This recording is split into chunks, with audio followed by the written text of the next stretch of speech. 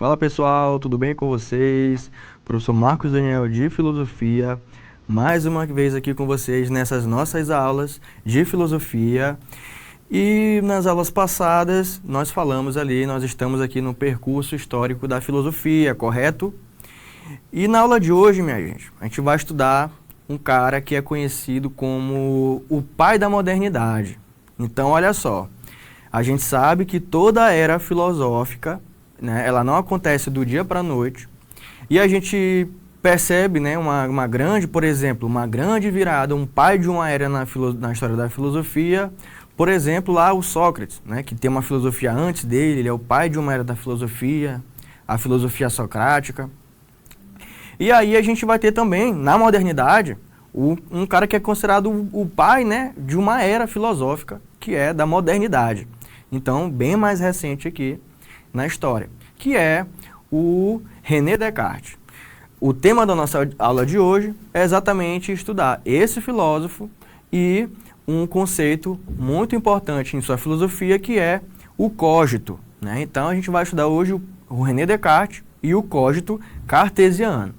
Atenção que esse é um tema que cai muito, é muito cobrado nos vestibulares, né? E principalmente na sala de aula. Então, certamente, em algum momento do ensino médio, vocês terão que responder algumas questões, uma prova, a respeito desse filósofo, né? Que é o René Descartes.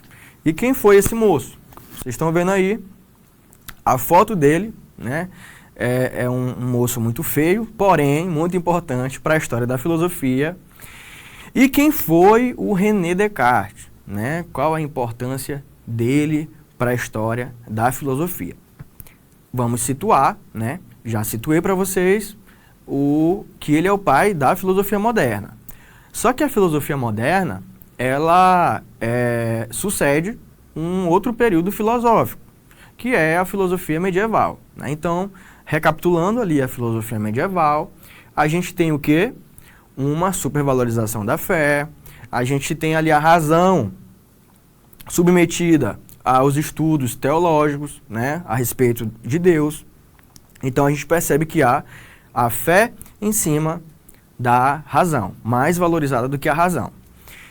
E lá no período do Renascimento, que é ali na Baixa Idade Média, a gente observa um resgate dos valores da antiguidade clássica, que são os valores de racionalidade humana, né?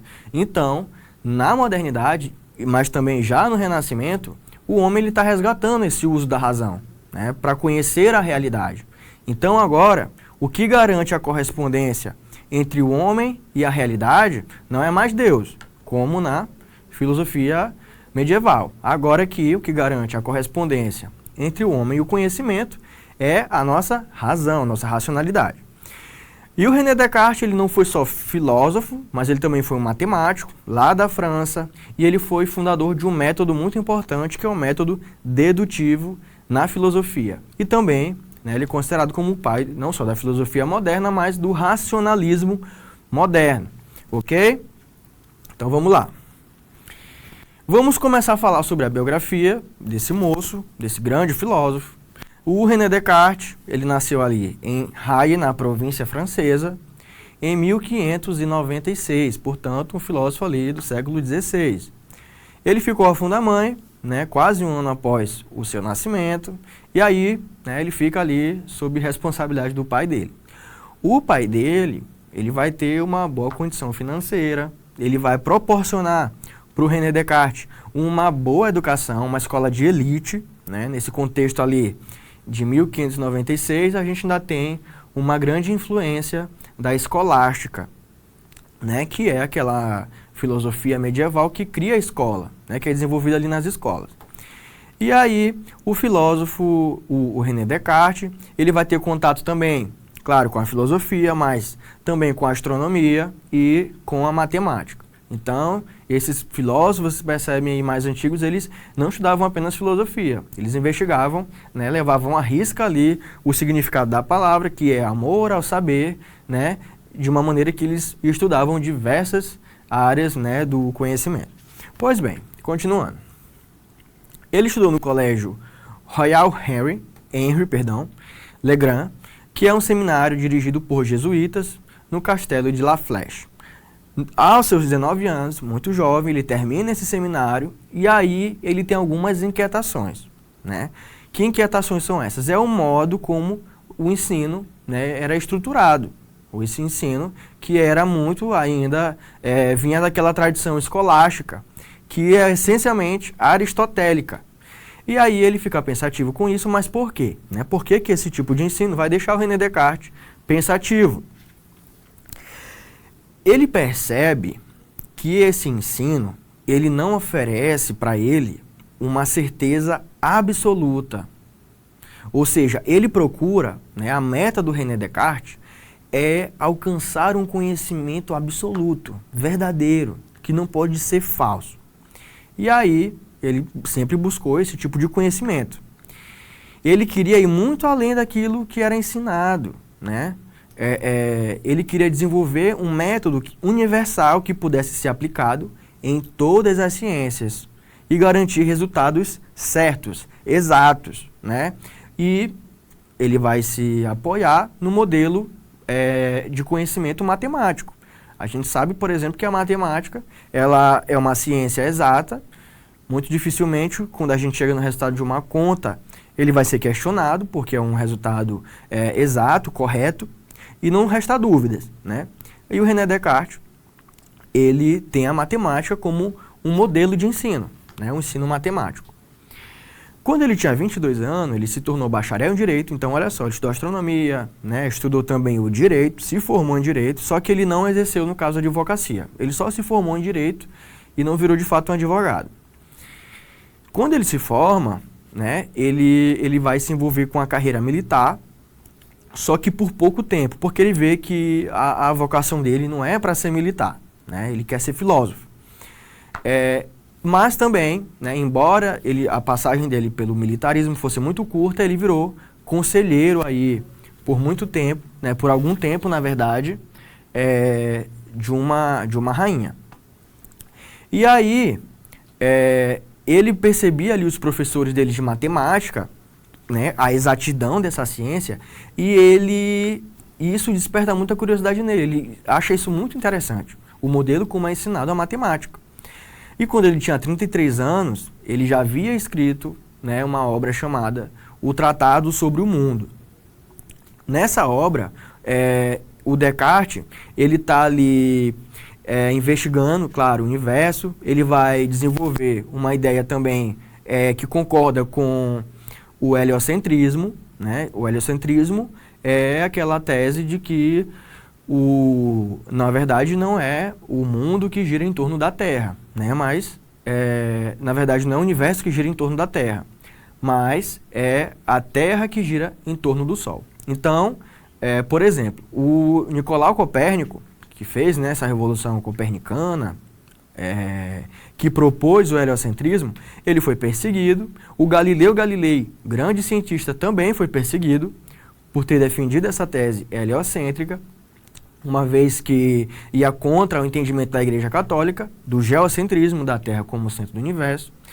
E aí ele decide não publicar esse tratado sobre o mundo, porque esses mesmos cientistas, né, eles já tinham sido perseguidos e mortos, né, por ousarem confrontar aquilo que já estava estabelecido ali pela Igreja Católica, aquela influência no conhecimento que era estabelecido ali e monopolizado pela Igreja Católica. Continuando, lá em 1637, ele publica, talvez a sua principal obra, o Discurso sobre o Método, né? Então, em 1641, alguns anos depois, ele publica outra grande obra, que é Meditações Metafísicas.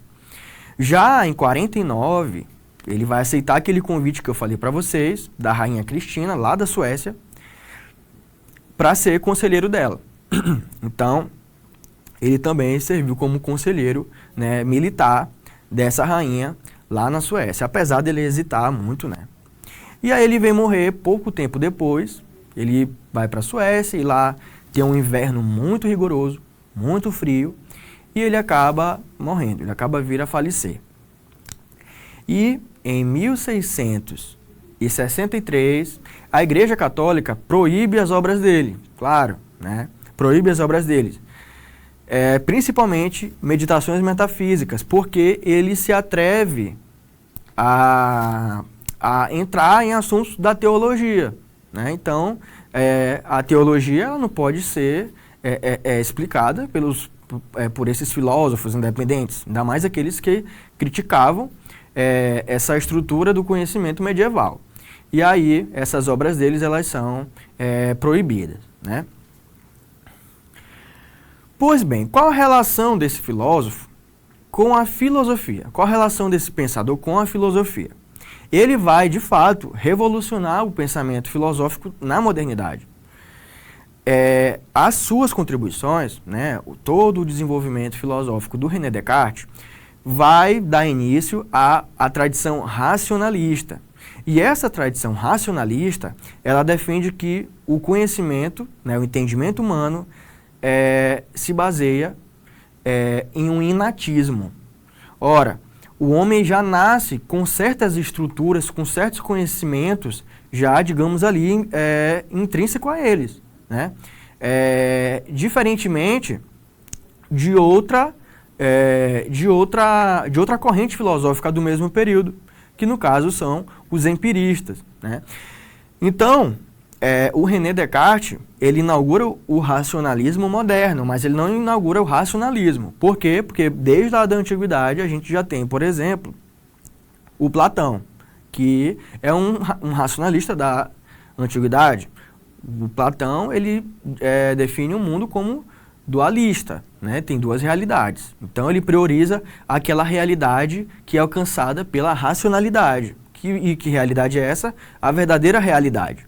No caso aqui, a ideia é basicamente nesse sentido, só que, claro, nos termos da modernidade. E aqui vai haver uma dicotomia desses filósofos racionalistas e dos empiristas. Por um lado, a gente tem os que defendem que que o conhecimento começa com a razão, e por outro, que o conhecimento começa com a sensibilidade. Por exemplo, assim como Platão, que eu já falei para vocês, o Descartes entende o ser humano como composto por uma dualidade, né? E essa dualidade é uma alma, no caso que Platão falava, que é a ideia da psique, e um corpo. Esses elementos eles vão ser ali trabalhados também pelo Descartes, mas a partir de outros conceitos, como res cogitans, que significa a coisa pensante, e rex existentia, que seria a coisa extensa, o mundo material, né? Pois bem, nessa concepção, a alma ou a mente ela é um atributo maior do que o corpo. Então, há uma valorização da razão e uma desvalorização do corpo. Por quê? Porque o corpo ele depende da alma para viver, no caso do Platão, só que no caso do Descartes, o corpo ele depende da mente, né? Para sobreviver, para habitar o mundo, né? Ok. E aí, o René Descartes, ainda ali quando ele estudava ali nas instituições, ele percebe que os professores dele, no caso os professores de matemática, eles têm um método bastante preciso para chegar às conclusões que eles chegam, né? Os raciocínios lógicos e tal. E esses raciocínios, essas certezas, né, que eles chegavam, isso não vai gerar nenhuma controvérsia. Quando ele chega a uma conclusão, o professor de matemática, os alunos aprendem, eles não vão questionar. Então ele tinha um grande fascínio por esse tipo de conhecimento exato, verdadeiro. E aí,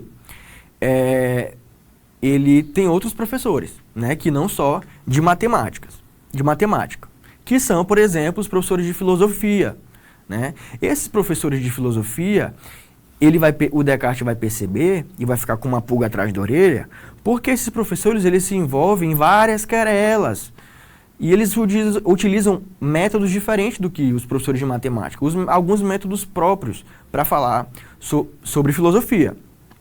Pessoal, vou só tomar um golinho d'água aqui. Continuando. Já para o René Descartes, E não é possível afirmar, como diz aqui os nossos fragmentos, não é possível afirmar uma filosofia sólida, né, num terreno movediço. Ou seja, de uma maneira que cada professor tivesse o seu próprio método, uma vez que ele está buscando um conhecimento verdadeiro, que não pode ser falso. E aí ele quer desenvolver esse método para a filosofia. Esse mesmo método que é utilizado na matemática. Ele quer desenvolver esse método para a filosofia. E ele vai adiante com essa ideia. E vai defender que a nossa razão, a nossa racionalidade, ela é inata. Ou seja, essa estrutura cognitiva humana, ela já está ali desde quando a gente nasce com ela. Que já estão ali embutidas no nosso intelecto, né? E no caso, o que vai diferenciar a inteligência de umas pessoas para as outras? Bom, se todo mundo nasce com a mesma estrutura cognitiva, racional, o que vai diferenciar a inteligência de uns e outros? É exatamente como as pessoas utilizam essa inteligência, esse conhecimento inato. E aí, para ele, o conhecimento verdadeiro ele deve ser claro e distinto. Tudo aquilo que gera dúvida, qualquer tipo de conhecimento que possibilite alguma dúvida, esse conhecimento ele deve ser afastado e deixado de lado, em busca, claro, de um conhecimento verdadeiro. Então, vocês percebem que o método do Descartes, ele é o método da dúvida. Ele é uma dúvida metódica, né, que tem como objetivo descartar todo tipo de conhecimento que gere dúvida. Ok? E aí, no discurso do método, ele vai apontar ali algumas primeiras pistas para o entendimento do racionalismo dele. Ele diz o seguinte: o bom senso é a coisa do mundo melhor partilhada, pois cada um pensa estar tão bem provido dele que mesmo os mais difíceis de contentar em qualquer outra coisa não costumam desejá-lo mais do que o têm. Não é verossímil que todos se enganem nesse seguinte ponto. Antes, isso mostra a capacidade de bem julgar e distinguir o verdadeiro do falso, que é propriamente o que se chama bom senso, ou razão.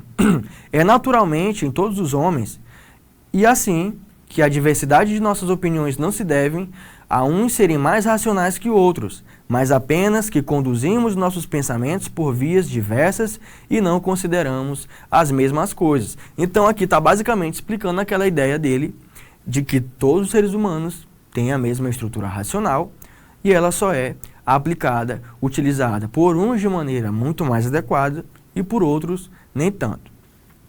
E aí, minha gente, a gente chegou num ponto aqui muito importante. A ideia de que o conhecimento fornecido por outras fontes da razão são enganosos, né? A ideia de que o conhecimento fornecido por outras fontes da razão, que não a razão, ele pode ser enganoso, né? Então aqui o conhecimento verdadeiro só é garantido pela razão. Somente o conhecimento racional, e olha aqui, fruto de deduções, aqui o método dedutivo. Só esse método dedutivo, ele é claro e distinto. E aqui a gente tem um exemplo de um raciocínio dedutivo. Vamos lá. Aí a gente tem 3 frases, né? 2 premissas e uma conclusão. A primeira diz o seguinte: todo ser humano é geral. Parte de uma premissa geral. Todo ser humano. Ele está especificando qual ser humano nessa primeira premissa? Não. Todo ser humano é mortal. E a segunda premissa, ela é mais específica, ela é mais particular. Quando ele diz, Sócrates é um ser humano. Então, todo ser humano é mortal, logo, todo ser humano é mortal, Sócrates é um ser humano. A gente só pode concluir uma coisa a partir desse raciocínio, que Sócrates é mortal. Então, percebam aqui o que caracteriza esse conhecimento dedutivo é justamente um raciocínio que parte de uma premissa geral, né, para depois uma premissa específica, particular, e aí ele chega em uma conclusão muito segura, ok? Então vamos lá. Quando ele fala de que a gente não considera as mesmas coisas, quando a gente fala de razão, que há um método preciso para atingir a razão, que esse método ele não pode ser empírico, né? Ele está querendo desenvolver o método filosófico dele. E ele vai chegar a essa verdade absoluta, né? A grande decepção, a grande fonte de decepção, como diz aqui o nosso texto, com a filosofia escolástica, é que ela fez romper com a tradição aristotélica, foi o assentamento do conhecimento em diversas fontes, entre elas a experiência. Então, esse conhecimento escolástico acaba valorizando a experiência. E o Descartes, ele não concorda com isso. Então, ele desenvolve esse método da dúvida, né? Que é uma dúvida radical. Então, ele parte desse raciocínio. Eu devo duvidar de tudo para atingir um conhecimento rigoroso. Ao duvidar de tudo, duvido inclusive de mim mesmo, de minha essência e de minha existência. E ao duvidar, eu estou pensando. E se eu penso, eu existo. Já ouviram aquela frase? Penso, logo existo? Então, essa conclusão desse raciocínio, ela não tem como estar errada. Porque não resta nenhuma outra possibilidade, né, de que ele existe, e se ele existe, ele está pensando. E aí, para finalizar nossa aula, ele se utiliza ali de uma metáfora, né? Ele pensa, bom, por mais que eu tivesse